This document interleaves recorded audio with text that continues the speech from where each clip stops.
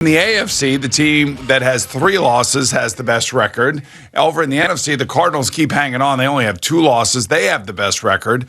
But, man, everybody's either got 3 or 4 losses at the top of, these respective conferences. And there are teams that are surging, like the Colts, as they drilled the Bills yesterday. And, of course, the New England Patriots now are in first place in the AFC East. And then you look at the Jets. The Jets haven't won a game in 10 games within the AFC East itself, as they lost their 10th straight game to an AFC East opponent yesterday, the Miami Dolphins. So, I mean, it is really about tankathon. And right now, when you look at the Jets with the number 2 overall pick, the number 5 overall pick, because Seattle's in a tank, they stink. You have the Giants with the 6th overall pick. That's the trade that they made with Chicago. So they have Chicago's 6th overall pick, and they have their own 7th pick right now, overall pick, depending on what happens the rest of the way. So, I mean, we look forward to Tankathon. We look forward to the draft next year because that's probably where football is going to take us. But I have to say, I wake up this morning, man. I saw things that happened last night that I've never, ever seen happen in my life. Number one, the Rangers scored a goal, 6-on-5, and they controlled the puck for about 5 minutes before they scored that goal. That was ridiculous. And then they scored the game-winning goal with 0.4 seconds left on the clock. That never happens. And even though our backup goalie stinks right now and his confidence is in the tank, I mean, it was unbelievable. And then on the other side, unfortunately for the Islanders, they're dealing with a lot of illness. They're dealing with injuries. They opened their new building on Saturday night. It looked like a phenomenal building. They did a good job, except for the announcer kept saying USB Arena, not UBS Arena. Nobody cares about hockey, Boomer. And they unfortunately lose to Toronto last night because they're just not whole. They're missing a third of their team. And I was thinking about this, and I don't know if I should. I guess I got to say it.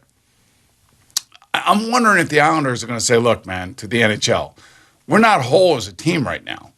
And, we probably need to cancel the next few games. Cancel? I mean, listen, they've been hit by COVID. They're hit pretty hard, They're missing, like I said, a third of their team. And, this is what happened with Ottawa. Ottawa shut down when they had up to 10 guys down with COVID, and they shut down. The Rangers had a game. Well, they better not, because we got plans. I understand. What are you talking about, man? Could you see Lou Lamoriello going to the NHL going, you know what, we're going to want to be playing the Rangers right now. This is another one of our metropolitan. No, I can't see him doing that. No, I can't see him doing that at all. I hope not, because I want to go, and I want to go see the building. I heard the traffic snarl coming out of the building. Yeah. Is just a mess. But I think we all knew that. But they're probably going to have to do something with ingress and egress. Ingress and egress. It's very important if you have people driving to the stadium. But all reports say that the stadium is remarkable. The experience is great. So a lot of credit goes to Ledecky and Malkin. I thought it was a really nice touch that they did for my friend Charles Wong opening night, and they showed his picture on the board, and they did a nice tribute to him because he's the one that ultimately kept the team here. You may not have liked him as an owner or whatever else, but it was a charity buy. Yeah. And had to keep the team here, and it didn't work out for him to build the building, and he's no longer with us. So I thought that was a really nice touch that they did on Saturday. Who was in that box that we're going to be in on Saturday night? Was Stu Feiner was in there. The Winners Brothers people invited Stu Feiner into the box that we're going to be in on Wednesday night. So it's probably going to be a mess and a disaster in that box that he probably left there. But he made it there first and put his mark on it, marked his territory before we got in there. He's an Islander fan, so he should be there. But I'm just saying, he made it before we did. Anyway, you said something interesting to me this morning. You want to share your feeling that you had? You told me I got this gut feeling. Yeah, I got this gut feeling because the way the freaking NFL is going, the Giants are going to beat Tom Brady and the Buccaneers tonight because the Giants just beat Tom Brady, and they know how to beat Tom Brady. Yeah. That'd be the first time since 2002 that Tom Brady will have lost 3 games in a row. That's all right. First of all, that's nuts. The fact, think about that stat. This guy hasn't lost 3 games in a row since 2002. That alone is one of the most miraculous things I've ever heard. I think they also said that Russell Wilson hasn't lost 3 in a row. Well, they're just awful, and he's not healthy, and they're bad. But that whole the Giants beat Tom Brady thing, first of all, those were 2 Super Bowls with 2 defenses that were completely different than what the Giants have now. You can poo-poo it all you want. I'm just saying I had a feeling. I'm not basing it on fact. I'm just basing it on an emotion. This isn't Is it okay? Can I have an emotion? You can have an emotion.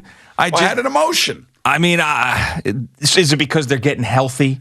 Is that why? Because Andrew Thomas is back and Saquon Barkley is back and the wide receivers are healthy. And is plus, that why? Have you watched the NFL over the last 3 weeks? I have. But there's something. How do you explain the Houston Texans beating the Tennessee Titans? Rain, I guess. That was the only thing I can Did you see explain. what the Colts did to the Bills? Now, I know the Colts are surging, but did you see what they did to the Bills? How about your team, the Minnesota Vikings? Yeah. My God. Well, hey, they won a division game at home. That's what they need you to were do. lucky that Darnell Savage didn't come down with that interception at Oh, the my end of God. the game. I know. And I thought at first glance, I thought he had it in that replay. Thank God they had a good angle on that because it was clear cut once you saw it in slow motion from the different angles. That would have been an incredible interception. Well, I mean, that little stretch there back and forth where it was like, Vikings score to take the lead. Then 2 plays later, the Packers tie it. Then they turn the ball over. I was like, that play to Valdez-Scantling was ridiculous. Oh, yeah. No, that throw was just incredible. It's like on a rope. And then you have maybe the worst game of the year between Chicago and Baltimore. We got to watch that crap-ass Chicago Bear team against the Lions on Thanksgiving.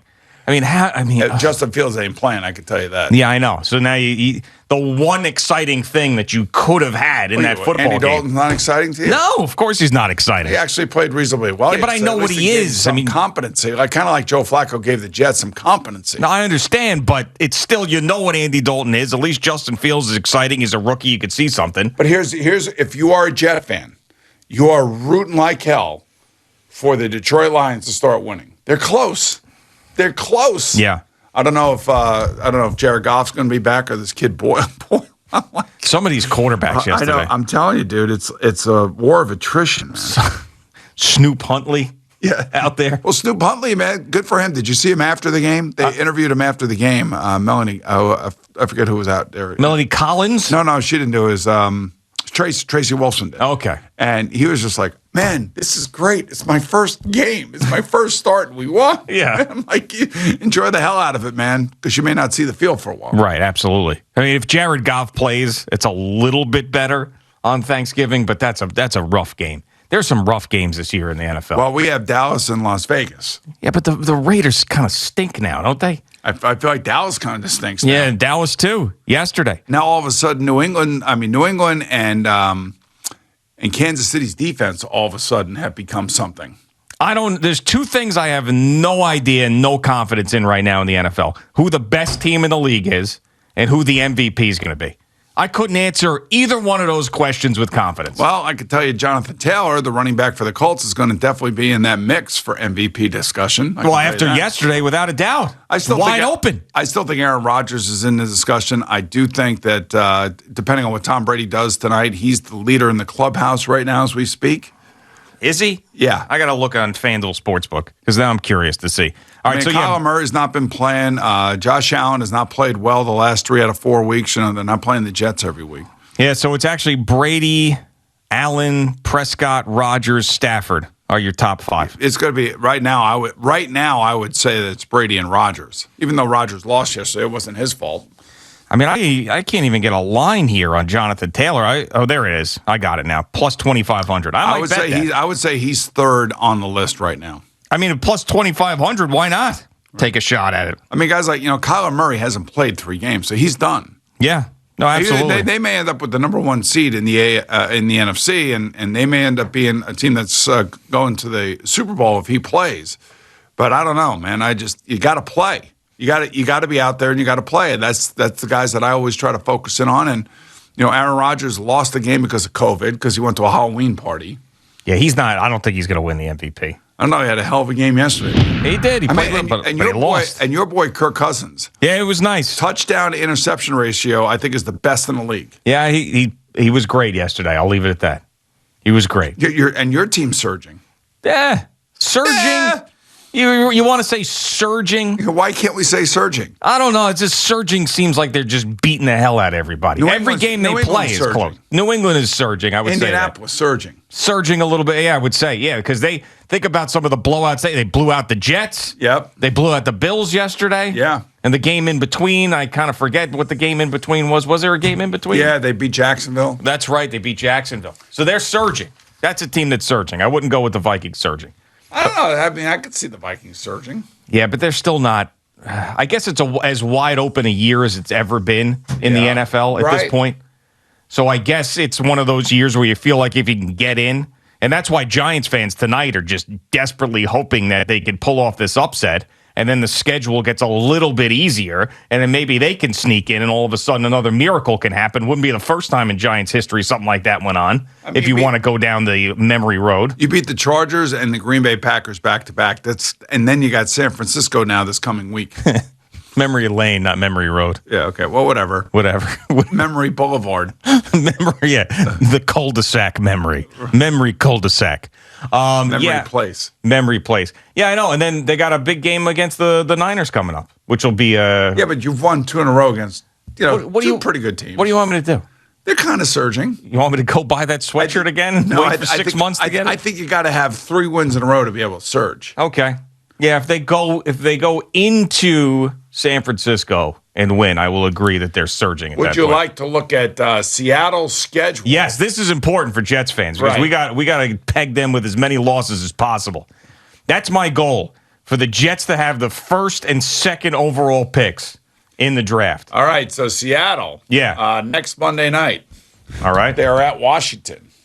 Then they have the 49ers. Okay. Then they're at Houston. Well, that's going to be a win there. Then they're at the Rams. Should be a loss. Loss, win, loss. Oh. And then home versus Chicago, Detroit, and at Arizona. Yeah. You know, the best part about the Mike and the Mad Dog win-loss thing wasn't even Mike going win-loss. It was Dog setting up the games with, like, the most innocuous stuff, you know? Yeah. Bears stink, Nagy's head on a stick. They got the Bears that week, you know? Yes. Fans chanting, fire Nagy. So then you got them, then you got Lions. Who knows who's going to play that game? Is it going to be Golf or is it going to be the other guy? Blau. Is he still there? Blau? Loss. Yes, well, there you go. I don't know. That's a bunch of games they can win there, it looks like. Yeah, well, the Lions are the problem for the Jets. They're going to be the problem. I don't know, man. The Lions are hanging tough.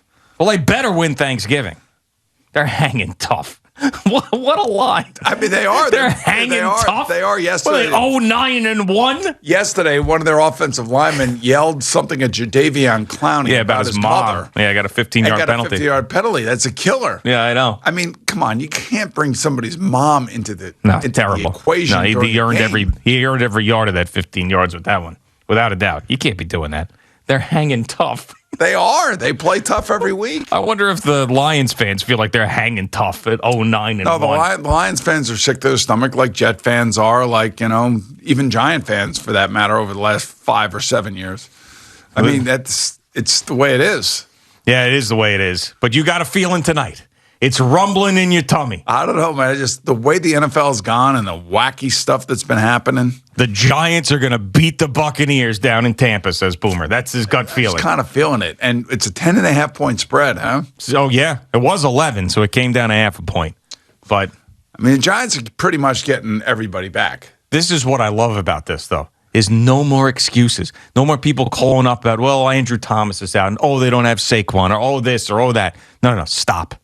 You got all your guys. Go out there, score some touchdowns. So Saquon Barkley, I think, is in his career. We were talking about this yesterday. It's basically a rumor. His career. Missed like 21 games in his career. Yeah, I mean, he's Darko Milicic. He's one of the worst second picks in the history of sports. He's on his way to becoming that. Well, he doesn't play. Maybe that changes tonight. Okay, we'll see. But he is on his way to being one of the worst second overall picks in the history of sports. Now, I don't care. I mean, his rookie season is so far away now. I mean, he won Offensive Rookie of the Year. It's like, what does that matter? You look at how the Giants have played and how many games he's missed. That's on his resume. Yeah, but I mean, at this point, it doesn't mean anything. Well, it would mean something like, when he's my age, and he says, hey, I won Rookie of the Year. I mean, it's a nice thing. It's like when I won the MVP. It's a nice thing to say that you won something on the mantle, I guess. Yeah, of course it is. Well, it's all going to change tonight. It's always going to be on the mantle. This is where the Giants start to surge, according to Boomer. Oh, wait a minute. I didn't say that. Yeah, I just said I had a feeling that they were going to win because of this wacky NFL season. Well, we'll see. I am excited for the game tonight. It should be entertaining. All I said. I didn't say anything They're other surging. Than that. You said You're they're putting surging. Words in my mouth. You said the Giants are going to win. They're going to surge to a playoff spot. That's what I heard.